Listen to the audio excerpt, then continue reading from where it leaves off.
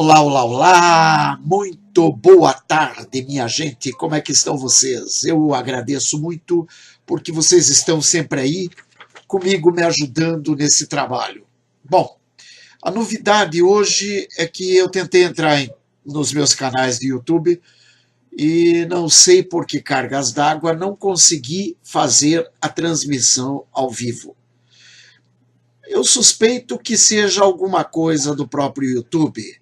O YouTube gosta muito de mim, eu tenho essa carinha agradável e, portanto, eles devem se sentir assim desagradáveis com a minha presença. Não somente o YouTube, naturalmente, bem como os esquerdopatas, que devem me amar de paixão.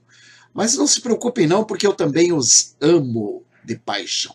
O motivo desta live é um pouco diferente dos outros. Agora, neste momento especialmente, trata-se de uma palavra do Senhor, para honra e glória do Deus Altíssimo, que infelizmente não pode ser transmitido pelo próprio canal da Rádio Evangélica por causa disso também. Espero que não seja motivo do YouTube, mas que seja assim um probleminha do meu computador. Sendo um problema do meu computador, pelo menos a gente não tem essa perseguição idiota, ignorante que nós estamos sofrendo, né? Bom, o título desta é Nem Tudo Está Tão Ruim que Não Possa Melhorar. Ou seja, melhor então é orar, né? Além disso, claro, veja, nem tudo está tão ruim que não possa piorar. Mas nem tudo está tão ruim que efetivamente não possa melhorar. Esse também é o ponto que nós temos que estar sempre alertas e percebendo, porque Deus quer falar contigo em todos os sentidos, não só quando tudo está indo bem, mas Ele quer falar contigo também quando as coisas parecem não estar indo muito bem. Nunca ignore as dificuldades, porque elas apenas pavimentam a condição de continuidade para a tua própria vida. Leve isso em frente. Não permita que as coisas simplesmente te derrubem ao primeiro instante. Se não tem uma porta aberta, procura uma janela. Ou procura primeiro a chave da porta. Quem sabe a chave da porta está no teu bolso, aí você vai e abre a porta. Mas se você não consegue encontrar nem a chave da porta, procura uma janela. Entra pela chaminé, faz que nem Papai Noel, meu querido. Vai lá, entra pela chaminé e vai visitar a casa, não tem problema nenhum. Desde que seja tua, claro. Não vai invadir a casa dos outros. A casa dos outros é sagrada, é ambiente sagrado. Portanto, merece todo o respeito. Bom, voltemos à nossa vaca fria. Então, nem tudo está tão ruim que não possa melhorar. Então, o melhor é orar. Ajoelha, ora. Vai conversar com Deus. Vai mostrar a Deus que você entende o porquê de todas as dificuldades que te assolam. Afinal de contas, essas dificuldades essas dificuldades são tão somente para pavimentar o teu futuro. Ou melhor, pavimentar o teu presente que vai te conduzir ao futuro, certo? Vai construir a estrada melhor, pavimentar melhor essa estrada que te leva ao futuro. Seria isso. Diz assim a palavra do Senhor. Assim, pois, foram-se ambas, até que chegaram a Belém. E sucedeu que, entrando elas em Belém, toda a cidade se comoveu por causa delas, e diziam, não é esta Noemi? Porém ela lhes dizia, não me chameis Noemi, chamai-me Mara, porque grande amargura me tem dado o Todo-Poderoso. Isso está no livro de Ruth, capítulo 1, versículos 19 e 20. Veja bem, Noemi, Patrícia, Susana, Ruth, Raquel, Maria, Márcia, Orlandina, não importa teu nome, todas têm dificuldades, assim como todos os homens têm dificuldades. As dificuldades são coisas que nos acompanham ao longo da vida. Naquele momento, naquele espaço-tempo, Ruth e Noemi, Noemi saiu de sua terra com seus filhos e seu marido, e cada um deles casou, e daí cada um deles teve suas esposas, morreram o marido de Noemi, bem como seus filhos. Noemi despediu suas noras e mandou que suas noras voltassem para suas terras. Uma delas voltou, mas Ruth resolveu acompanhar sua sogra, resolveu ficar junto com Noemi, resolveu acompanhar Noemi. E Noemi se sentia amargurada, por quê? Porque Noemi era uma desterrada, ela não tinha onde repousar sua cabeça, ela tinha perdido tudo, ela tinha perdido família, ela tinha perdido todos os bens dela, todas as terras dela, tudo aquilo que ela poderia ter tido ao longo da vida, ela perdeu. O que ela tinha de seu? Ela tinha de seu apenas a vontade de viver. Ela tinha de seu apenas a gana de continuar viva, de continuar andando, apesar de saber que nada mais lhe restava, porque ela não tinha um filho. E naquela ocasião, uma mulher que não tinha um marido e que não tinha um filho, ou seja, ela não era absolutamente nada, ela não era absolutamente ninguém, e portanto a vida se lhe tornara amarga. Ela era uma exilada, ela era uma desterrada, como inúmeras outras que nós estamos vendo no dia a dia, que vêm da Venezuela, que vêm de outros países, desterrados, sem ter para onde ir, sem ter a quem recorrer, não conhecem a ninguém. As pessoas que a conhecem, muitas vezes até fazem de conta que não te conhecem, porque tem medo. Porque quando você está em dificuldade, a primeira coisa é que você possa precisar de algo. E quando você precisa de algo, porque você não tem de onde tirar, é claro que você poderá ser um peso para alguém. E esse peso ninguém quer.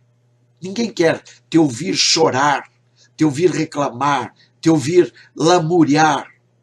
Não, ninguém quer isso.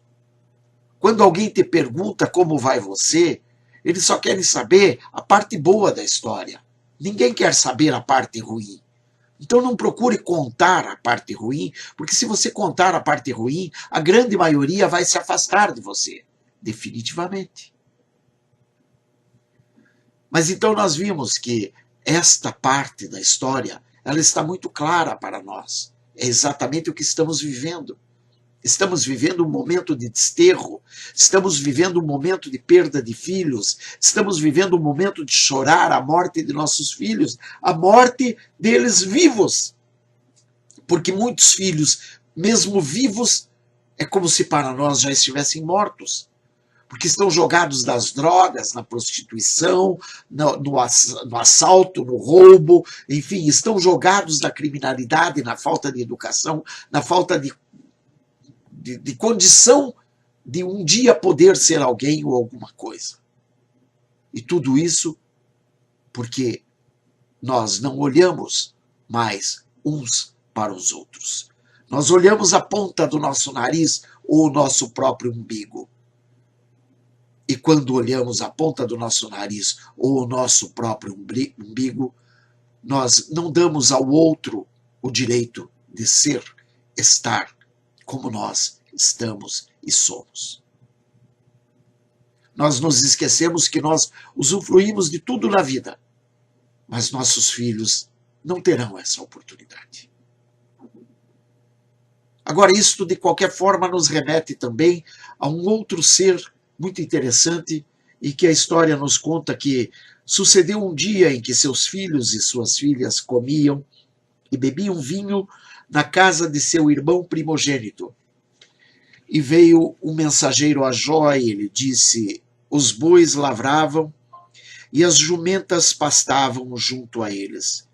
E deram sobre eles os sabeus e os tomaram, e aos servos feriram ao fio da espada. E só eu escapei para trazer-te a nova.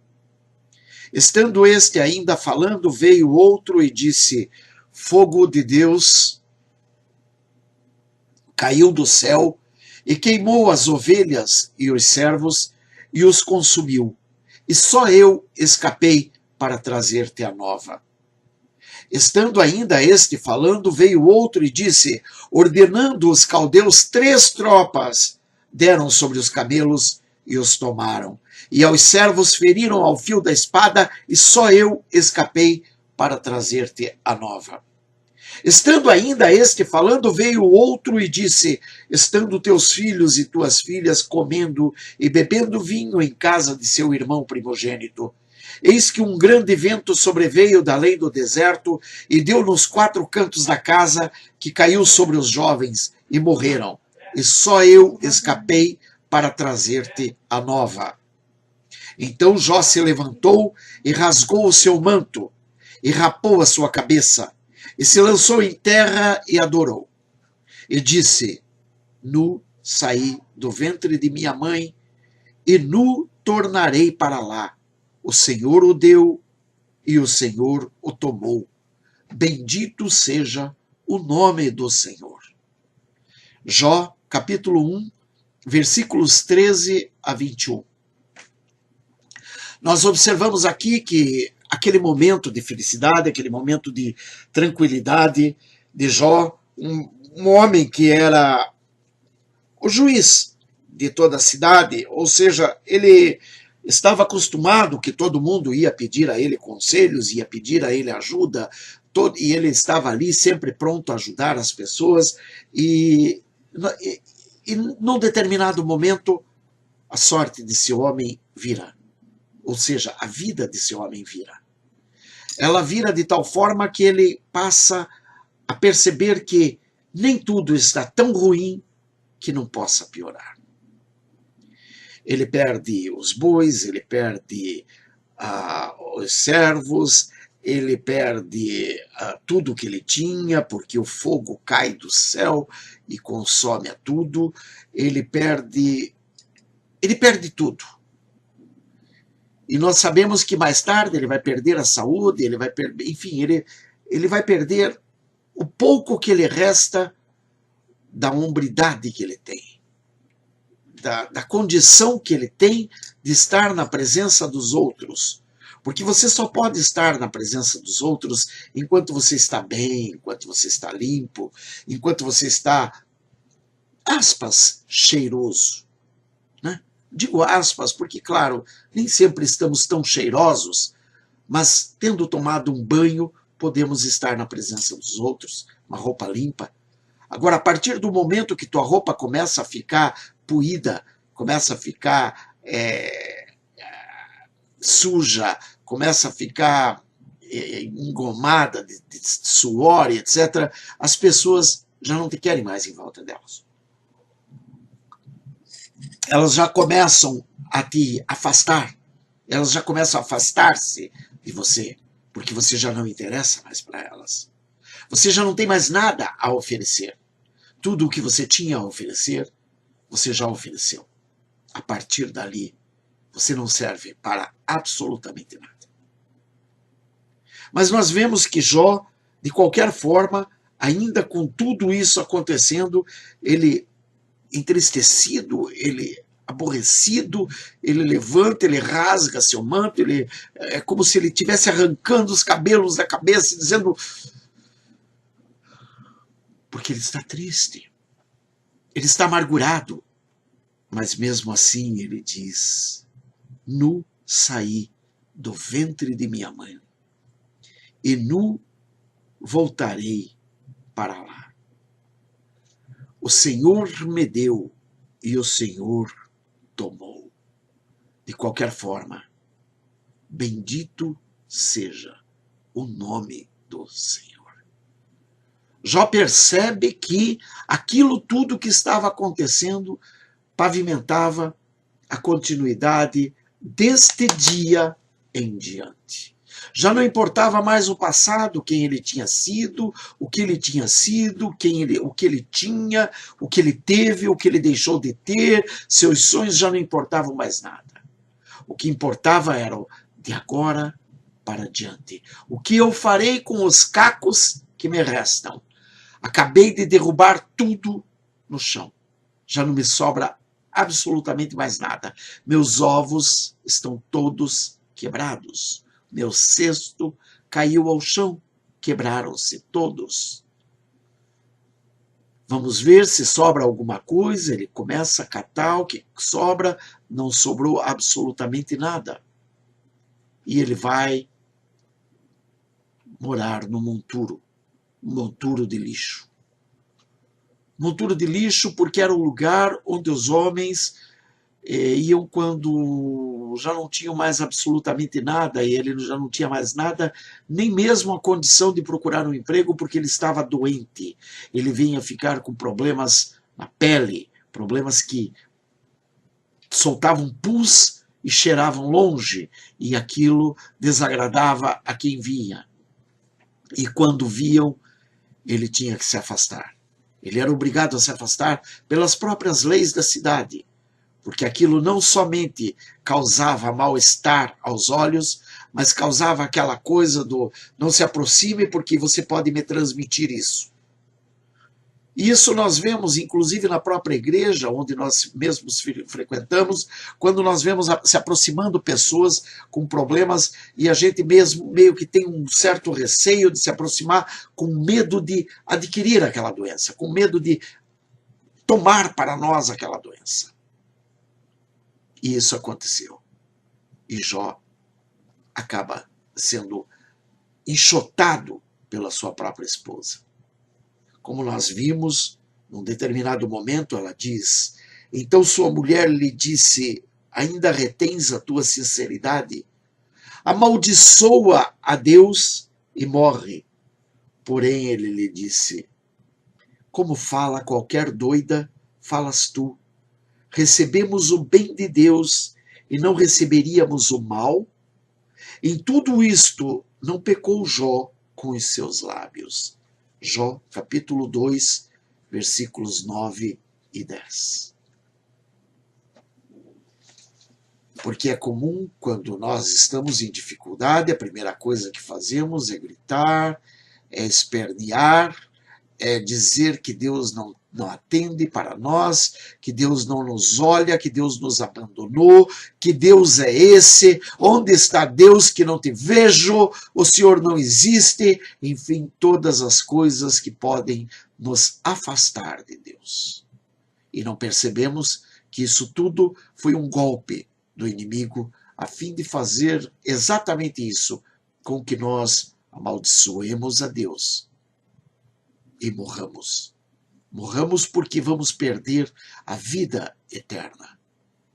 Morramos porque vamos nos afastar de Deus. Não é Deus que vai se afastar da gente, somos nós que nos afastaremos de Deus. E isso é exatamente o que o inimigo de nossas vidas quer. Nós observamos que nem tudo está tão ruim que não possa piorar. Ou seja, as coisas, tudo começou a cair de uma forma tal e degringola daqui, arrebenta dali, você perde aqui, você derruba lá, alguém vem e te rouba, o fogo vem e toma conta de tudo e você percebe que tudo está horrível e vai piorar. E pode piorar. De fato, efetivamente pode piorar. Só que lembre, nu saíste do ventre da tua mãe. Portanto, nu poderás ter que voltar. Aliás, nu voltarás. Porque você nunca viu alguém levar após a morte, ou pelo menos precisar levar após a morte, seus bens. Existem até algumas pessoas que são enterradas com tudo, mas você pode notar que o pó volta à terra e os bens do cara às vezes ficam ali, vem um ladrão, rouba, vem outro, rouba, e assim vai. Quer dizer, ele não leva. Até porque aquilo não paga a sua passagem de volta. Até porque aquilo não vai abrir portas para ele no além. No além, a conversa é entre ele e Deus. Veja bem, eu receberia o bem de Deus e não receberia o mal? Por quê? Por que que eu receberia o bem e não o mal? Por que que eu não posso dizer bendito seja o nome do Senhor? Em tudo, com tudo e por tudo. Porque essa é a forma de, apesar de tudo, você não pecar com os teus lábios, sabendo que nem tudo está tão ruim que não possa piorar, porém, nem tudo está tão ruim que não possa melhorar. Esta é a mensagem que Deus manda para ti, a fim de que você possa entender que Ele está assim contigo o tempo todo. Ele não te abandonou, Ele não te abandonaria e Ele não vai te abandonar. Ele está contigo e Ele estará contigo todos os momentos da tua vida. A única coisa que você tem que entender muito bem, tudo o que te cerca é importante para a tua vida. Quer seja o bem, quer seja o mal. É muito importante que você veja a escuridão para você entender o valor da luz. É importante que você veja o mal para você entender até que ponto você pode melhorar a fim de ser bom. Bondade não é essa coisa de pegar uma bolacha e dar para alguém. A bondade extrapola limites. A bondade é o ponto de você poder olhar ao outro com carinho, com amor, com afeição. Que Deus te proteja, que Deus te guarde, que Deus te liberte, que Deus te restaure, no nome santo de Jesus. Pai nosso que estás nos céus, santificado seja o vosso nome, venha a nós o vosso reino, seja feita a vossa vontade, assim na terra como no céu. O pão nosso de cada dia nos dai hoje, perdoai as nossas ofensas, assim como nós perdoamos a quem nos tem ofendido, e não nos deixeis cair em tentação, mas livrai-nos do mal, porque teu é o reino, o poder e a glória agora e para sempre. Amém. Amém.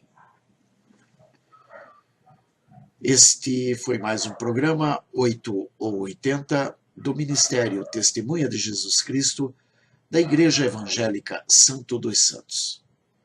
Eu espero que vocês me ajudem a divulgar isso, levando esta palavra a tantos quantos necessitem. No nome santo de Jesus. Bye. Fui. Beijos. Obrigado.